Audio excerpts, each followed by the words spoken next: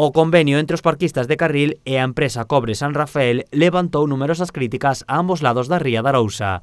A compañía é a que promove o proxecto mineiro para reabrir a mina de Touro, plan ao que se opoñen numerosas asociacións da ría de Arousa.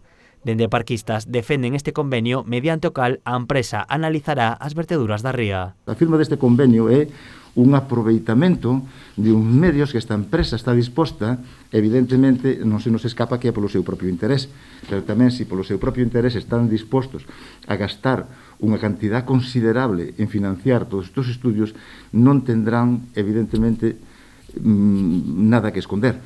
Se non teñen nada que esconder e financian isto, nós debemos aproveitalo, non debemos deixar pasar esta oportunidade.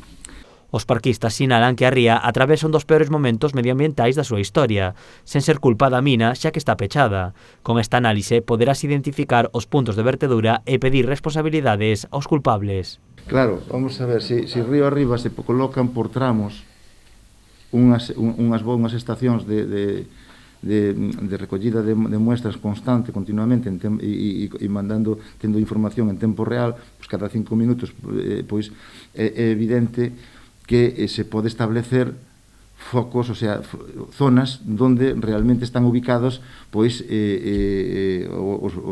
fontes de contaminación.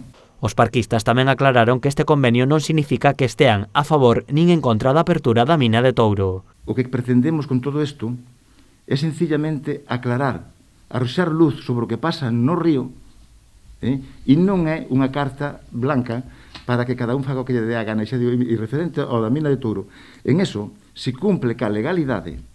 Nós non nos opoñemos nin a que a abran, nin estamos en contra, nin estamos a favor.